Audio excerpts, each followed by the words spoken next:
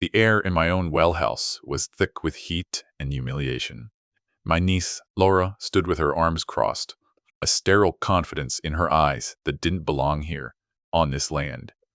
The new industrial pump cost me $85,000, Uncle Ivan, she said, her voice echoing off the dry concrete. This isn't personal, it's just business. The buzz of cicadas outside seemed to mock the silence of my dry well, a sound that had been the music of my summers.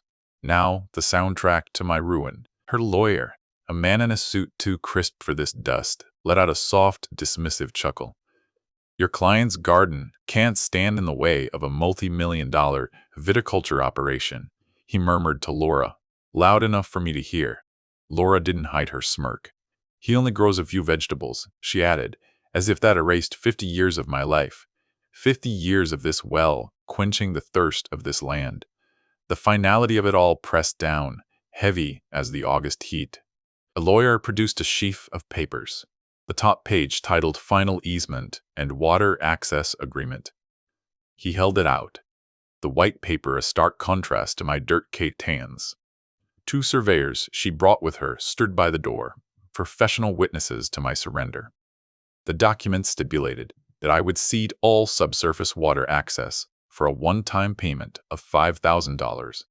It was an execution order for my farm, printed in neat, merciless font on expensive letterhead.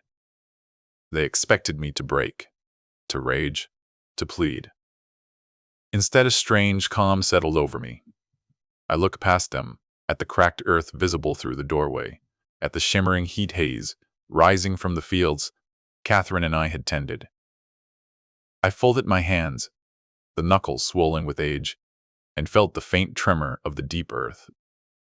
A language only my father and his father had truly understood. A small, knowing smile touched my lips. They saw a defeated old man. They had no idea I was listening. A lawyer's patience wore thin. He slid a pen across the top of the dusty pump housing. Sign it, Ivan. It's over. Let's not drag this out.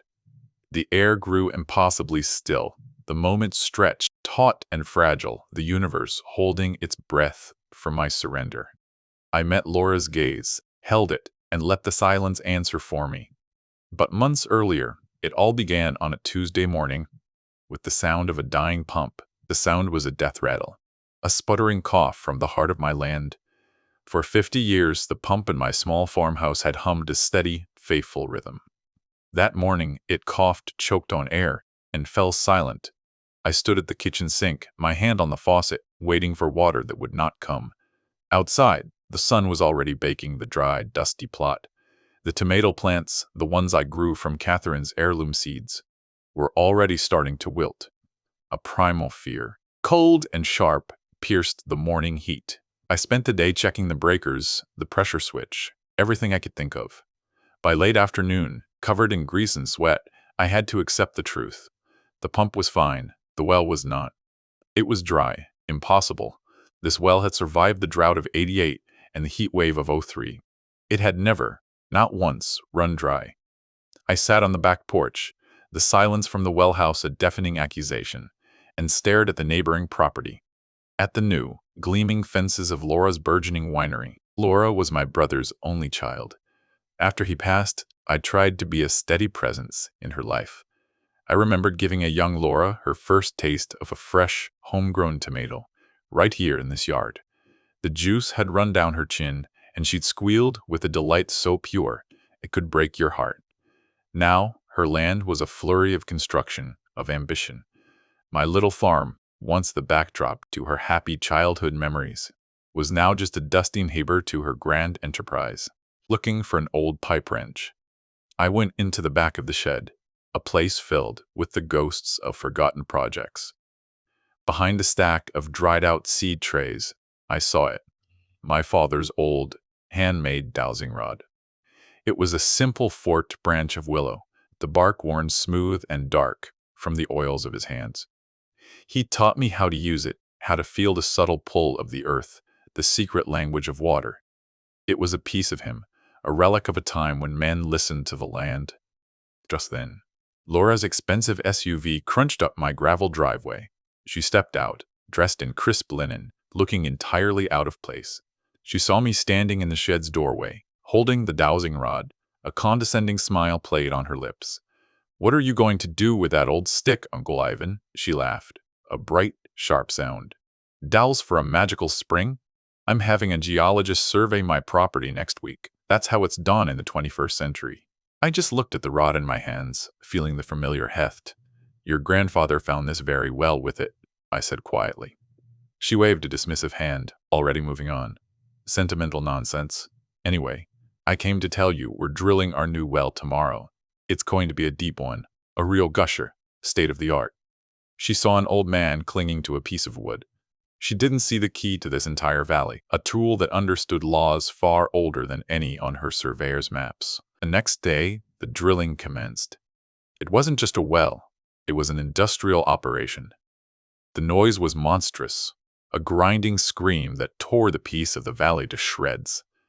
By evening, I walked the property line and saw it, a new 8-inch pipe, already connected, siphoning water from the aquifer with relentless, unapologetic thirst.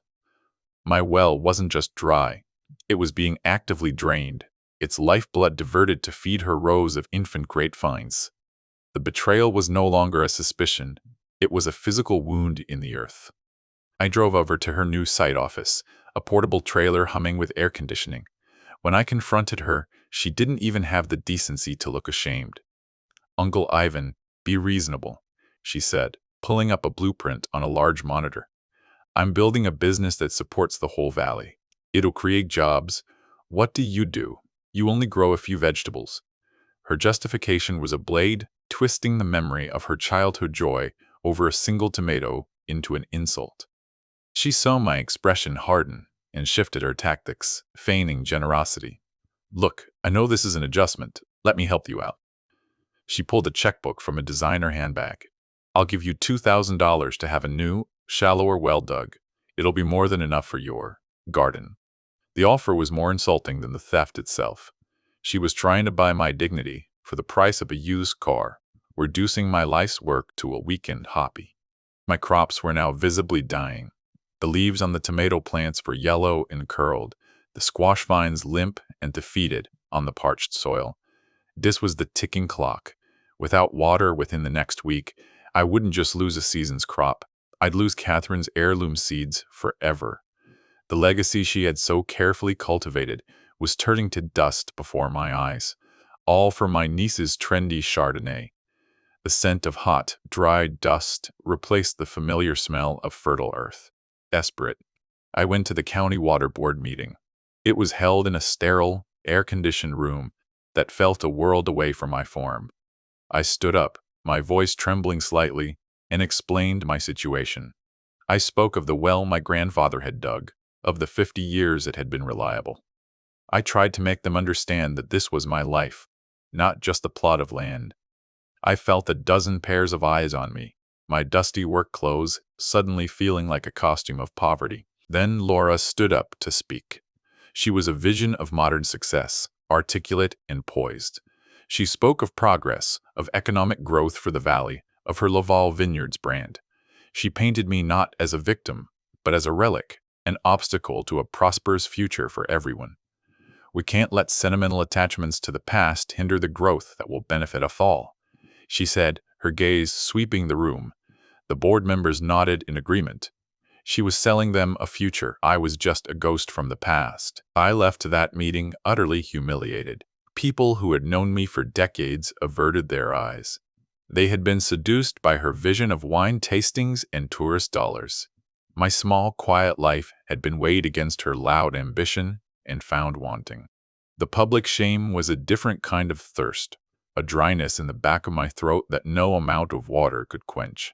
I had not only lost my water, but I had also lost my standing in the only community I had ever known. That night, unable to sleep, I rummaged through an old trunk of family papers, searching for anything, a deed, a survey, a forgotten contract.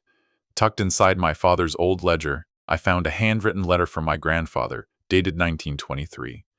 It spoke of filing the original claim at the state office. He wrote, "They assured me our claim is senior. Come flood or drought, our right is first." It was a fragile whisper of hope, but I didn't know what senior right meant legally. But they didn't know the whole story. Armed with this sliver of hope, I found a young lawyer in town, a man named Peterson. His office was small, above the bakery, but his eyes were sharp. I showed him my grandfather's letter. He leaned forward, intrigued. "Senior water rights," he murmured, tapping the brittle paper. "In this state, that's a very big deal. It means first in time, first in right. If this is legally recorded, her permit could be worthless. This is a strong case, Ivan." For the first time in weeks, I felt a surge of real hope. Peterson was energized. He drafted and filed a temporary injunction to halt Laura's water usage until the rights could be adjudicated. He was confident. "The historical precedent is on our side," he assured me over the phone. "The court will have to listen." I allowed myself to imagine the sound of my pump humming back to life. I walked out to my dying garden and whispered to Catherine's tomato plants, "Just hold on a little longer. Help is coming." The response from Laura's legal team was not a letter. It was an avalanche. A team of lawyers from a prestigious firm in the capital buried Peterson in a mountain of filings. They filed a countersuit against me for frivolous litigation and tortious interference with commerce, claiming my injunction was costing her winery $10,000 a day. They didn't argue the facts. They weaponized procedure, drowning my simple claim in a sea of paper and threats. A week later, Peterson called me. The confidence was gone from his voice, replaced by the weary tone of defeat. "Ivan, I'm sorry," he began, the words heavy with failure. "They're filing motions I've never even heard of. They've requested depositions from a dozen experts we can't possibly afford. They're playing a different game, a game we can't win." The hope that had bloomed inside me withered and died in an instant, leaving only a cold, hard knot of despair. The final blow came in his next sentence. "To make it go away, they've offered to drop the countersuit if you withdraw the injunction and sign an agreement," he said, his voice quiet. "But they're also demanding you cover their legal fees for this past week. They've billed it at $12,500. The number hung in the air, an impossible sum. They hadn't just beaten me. They had decided to bill me for the privilege of my own destruction. It was a masterclass in corporate cruelty. I told Peterson to withdraw. There was no other choice. My savings wouldn't cover half that amount. My hope was not just defeated. It was now a debt. That evening, I walked out to the shed and picked up my father's dowsing rod again. The wood felt cold in my hands. It was no longer a symbol of hope, but a monument to my own foolishness. I had trusted in history, in fairness. Laura had trusted in money and power. I now knew which one held more weight in the modern world. The official letter from Laura's law firm arrived 2 days later. It was printed on thick, cream-colored paper that felt insultingly expensive. The demand for $12,500 in legal fees was stated in cold, precise terms, with a due date of just 15 days. Every word was a reminder of my defeat. Outside, the soil around my tomato plants had turned to a fine, gray powder. The deadline wasn't just on paper. It was written in the dying leaves of Catherine's garden. My neighbor, Bill, stopped by, leaning on the fence that separated our properties. "Heard what happened at the board meeting, Ivan. Tough break," he said, unable to meet my eyes. "But you know, that winery is bringing jobs. My boy's hoping to get on their payroll." The words were meant as sympathy, but they felt like another shovel of dirt on my coffin. I was no longer a neighbor. I was an obstacle to the prosperity of others. The isolation was now complete. A week later, a huge, professionally made sign was erected at the entrance to Laura's property. "Lavish Vineyards," it read in elegant gold script. "Future home of the Valley's premier tasting room, opening 2024. I stood on my porch, watching the workmen secure it into the ground. Her bright, shiny future was being built directly on the ruins of my past, a monument to her victory visible from my own kitchen window. The contrast was a daily, grinding torture. The debt was a physical weight.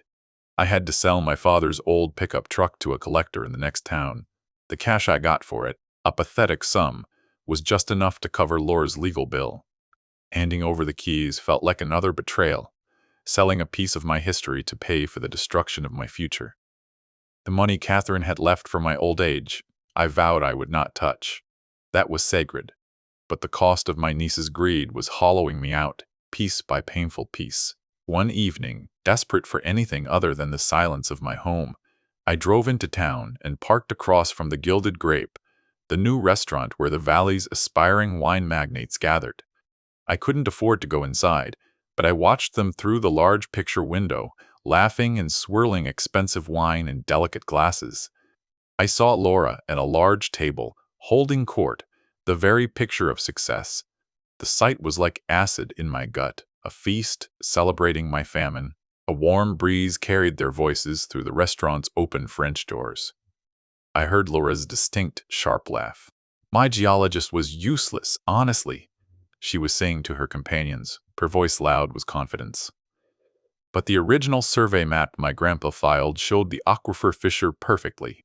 My uncle's well sits right on top of it. We just had to drill deeper on our side of the line. My blood ran cold. The original survey map. She had known all along. The betrayal was deeper and more calculated than I had ever imagined. She hadn't just drilled the well. She had used our family's own historical records as a treasure map to steal my water. She had targeted my well precisely. The memory of her dismissing my father's dowsing rod as an old stick now seemed monstrously cynical. She had mocked the very heritage she was secretly exploiting. This wasn't business. It was a premeditated act of familial violence. I drove home, her words echoing in my skull. The original survey map my grandpa filed. In my study, I pulled out my grandfather's 1923 letter again and the deed to the farm. Then I looked at the willow dowsing rod leaning in the corner. His tool, the tool he used to make that map.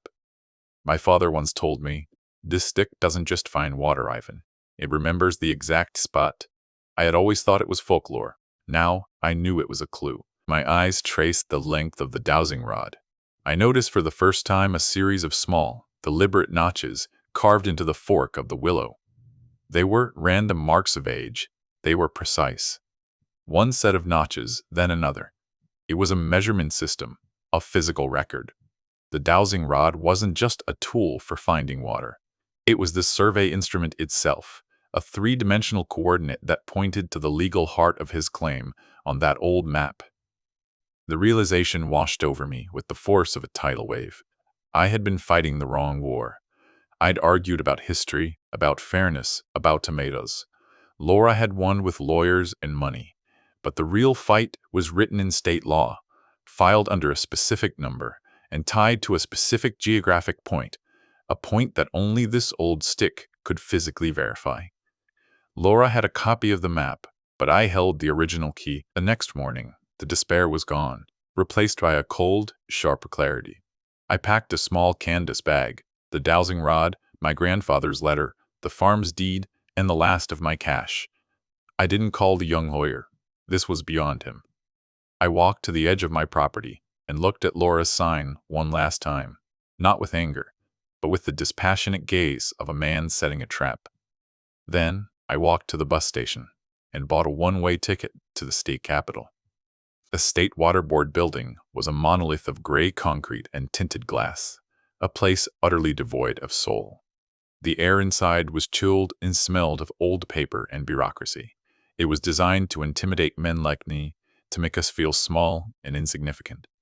But as I walked across the polished marble floor, the smooth, worn wood of my father's dowsing rod in my bag felt heavier and more real than anything in this building. After a 3-hour wait, a clerk with a weary face called my name. She listened to my story with an expression of profound boredom, her fingers poised over her keyboard, ready to type a dismissal. I didn't plead or raise my voice. I simply placed the brittle, folded letter from 1923 on the counter. "I'm here about the Ivanov family senior water grant," I said, my voice even and calm.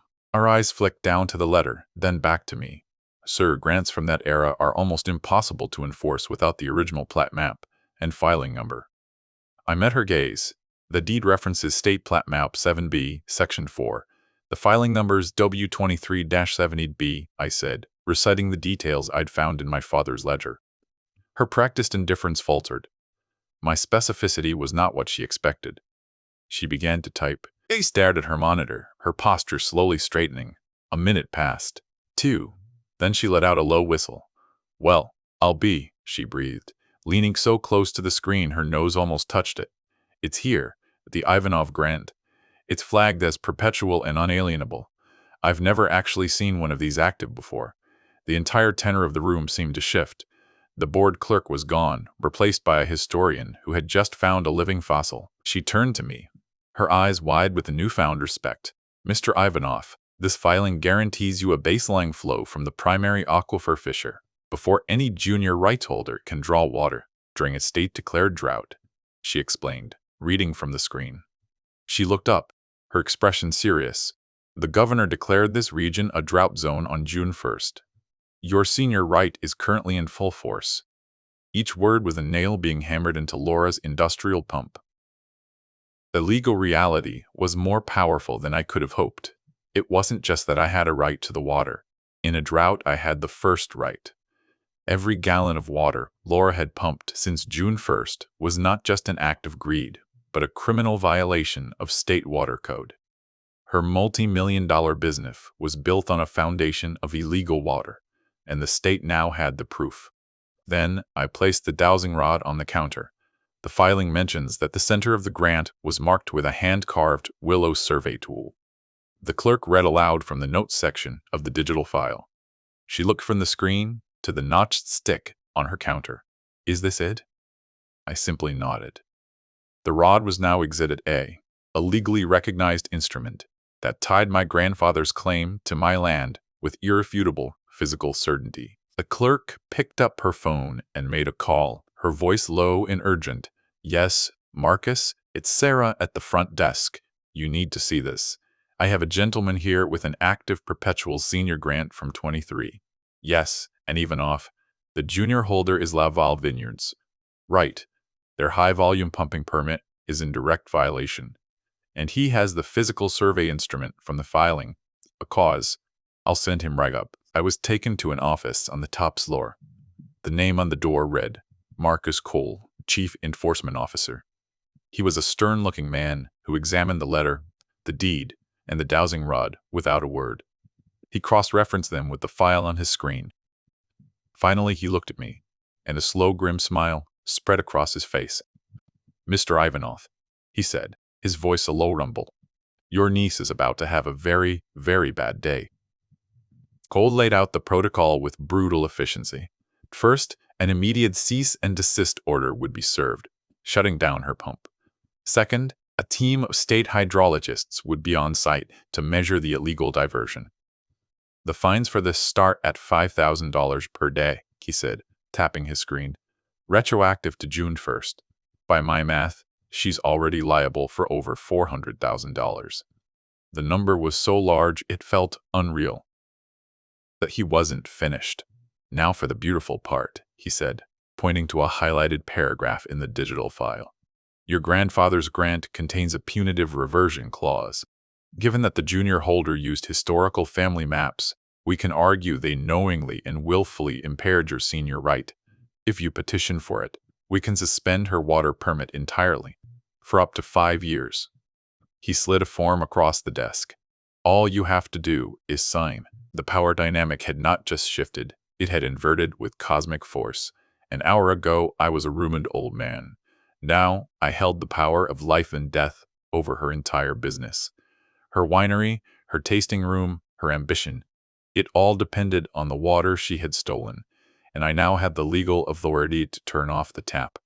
Cole's pen lay waiting on top of the petition. On the bus ride back, the valley looked different. The dying, sun-scorched hills no longer seemed like a personal affliction, but a landscape waiting for justice.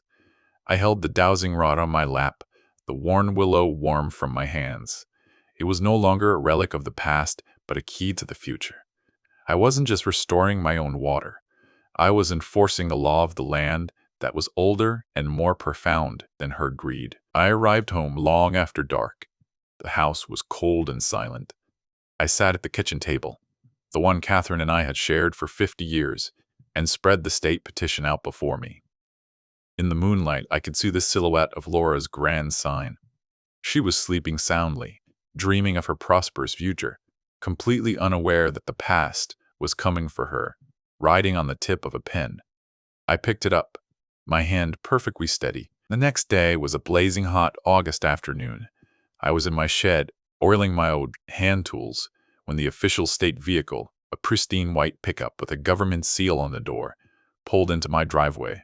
Chief Enforcement Officer Marcus Cole stepped out, accompanied by two hydrologists in khaki vests. He gave me a curt, professional nod. "Mr. Ivanov, we're here to serve the order." The moment had arrived, and the oppressive heat of the day suddenly felt electric. As we walked toward the property line, Laura's SUV came barreling down her long driveway, kicking up a plume with dust. She skidded to a stop and jumped down, her face a mask of furious confusion. "What is this? Who are you people?" she demanded, her eyes locking on Cole's official jacket. "You are on private property. You have no right to be here." Her arrogance was still fully intact, a shield she held against a world she believed she controlled. Cole didn't flinch. He handed her the cease and desist order. "Laura Jensen, I, Marcus Cole, State Water Board. We have a court-verified senior rights claim from the adjacent property holder, Ivan Ivanov. Your high-volume pumping is in direct violation of state drought code. You are ordered to shut down your pump immediately." Her eyes scanned the document, her confident smirk dissolving into a pale, slack-jawed shock. The legal jargon was an alien language, but the word violation was universal. Then her eyes found me, standing a few feet behind Cole. The confusion in her face curdled into pure, venomous rage. "You," she spat, the word dripping with contempt. "This is your doing? After everything I offered you? You're trying to ruin me because of your pathetic little vegetable patch?" This was her final insult, her last, arrogant attempt to frame me as the villain, the petty old man standing in the way of her grand destiny. She laughed, a sharp, unhinged sound that echoed in the dry heat. "You think this will stop me? I'll have my lawyers bury this in appeals for a decade. This little piece of paper is meaningless." She crumpled the order in her fist, completely unaware that the trap was not the paper she held, but the law it represented. She still believed this was a battle of wills, a fight she could win with money and aggression. She couldn't see the gears of the state turning against her. Cole remained impassive. "Ma'am, the fines for non-compliance are $20,000 a day, and we are authorized to impound the equipment." He gestured to the hydrologists, who were already unspooling measuring equipment. "Every gallon you've pumped since June 1st has been logged. Your current liability exceeds $400,000. The color drained from her face. The number, cold and hard, finally broke through her wall of self-importance. This wasn't an argument. It was an audit. This all unfolded in front of her well house, the very spot where she had humiliated me months before. Some of her construction crew had gathered, watching the scene unfold. The public arena of my defeat had now become the stage for her downfall. The surveyors who had witnessed my surrender were gone, replaced by state officials measuring her theft. The symmetry of it was a quiet, brutal poetry. I walked forward, past Cole, past the now silent Laura. I carried the old dowsing rod. I went to the dry, cracked earth above my own well, the place it had all started. I held the forked willow out just as my father had taught me. I closed my eyes, feeling the faint, familiar vibration, the deep pulse of the earth. The rod slowly, deliberately dipped its tip downward, pointing to the exact heart of the aquifer, the precise spot my grandfather had claimed. "This is the center of the Ivanov Grant," I said, my voice clear and steady, loud enough for everyone to hear. "Per State Plat Map 7B, Section 4. I wasn't speaking to Laura anymore. I was speaking to the law, to history. I was showing them all that my right was not an abstract claim on a piece of paper, but a physical reality tied to this exact piece of earth. The dowsing rod wasn't a prop. It was the final, irrefutable piece of evidence. The lead hydrologist checked his GPS-enabled tablet. He looked at the screen, then at the tip of my dowsing rod touching the ground, then back at the screen. He looked up at Cole and gave a single, definitive nod. The coordinates match the 1923 filing, sir. Precisely. In that moment, the sentimental nonsense became legally binding truth. The old world's magic had been ratified by the new world's technology. Laura's face was a ruin of disbelief. Laura's lawyer finally arrived, the same crisp suit, the same smug expression, which quickly vanished as Cole briefed him. I watched the lawyer's face cycle through disbelief, professional concern, and finally stark terror as he understood the totality of the situation. He pulled Laura aside, whispering furiously, his gestures becoming more and more frantic. The legal avalanche she had unleashed upon me was now roaring back toward her, and she was standing right in its path. Cole turned to me, his voice lowered. "Mr. Ivanov, about the reversion clause petition to suspend her permit. I have it right here. Given her non-compliance and hostile attitude, I'm prepared to file it with the court this afternoon. It would effectively shut her down for good." He held out a clipboard and a pen. The ultimate power was now in my hands. I could obliterate her dream as completely as she had tried to obliterate my form. I looked at my niece. She was no longer the confident business magnate.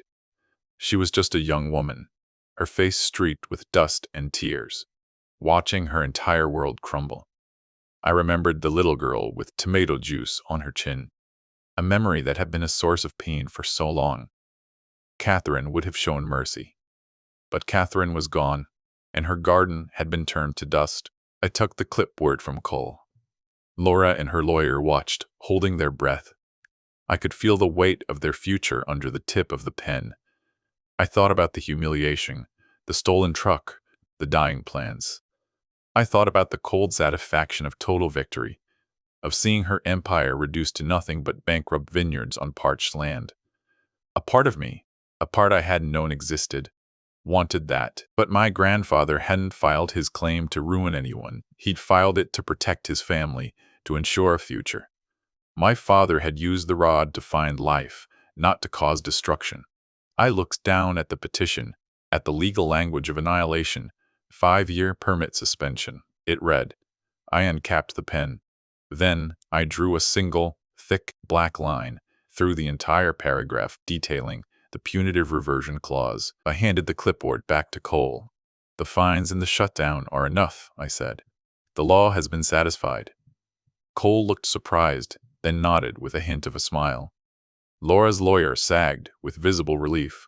My niece just stared, unable to comprehend. Mercy was a currency she didn't trade in, a language she didn't speak. She had expected a fight to the death, and my refusal to deliver the final blow was more disorienting than the blow itself. Later that day, after the officials had left and a state-mandated lock had been placed on Laura's pump, a profound quiet settled over the valley. And then I heard it. A faint gurgle from my own well house, a cough, a sputter, and then the low, steady, beautiful hum of my old pump, drawing water from the deep earth once more. The sound was life itself returning. I went to the kitchen and turned on the tap. Cool, clear water flowed over my hands, washing away weeks of dust and despair. I took a pitcher and walked out to Catherine's garden. I watered each wilted tomato plant, the thirsty soil drinking greedily. Some would not survive, but some would. The legacy wasn't lost. It was damaged, but it would endure. The next morning, I found an envelope on my porch. Inside was a cashier's check for $12,500 with no note. It wasn't an apology, and I didn't expect one. It was a transaction, the cost of her education, the cost of underestimating a quiet old man in his father's dowsing rod. It was the price of learning that some things, like the roots of a family, run deeper than you can drill. I took the check and the petition I had refused to sign and placed them in the old family trunk. They would be part of the story now, part of the history. I picked up the dowsing rod, its work now done, and placed it back in its corner in the shed. Then I walked out into the morning sun, toward my recovering garden, and closed the shed door behind me.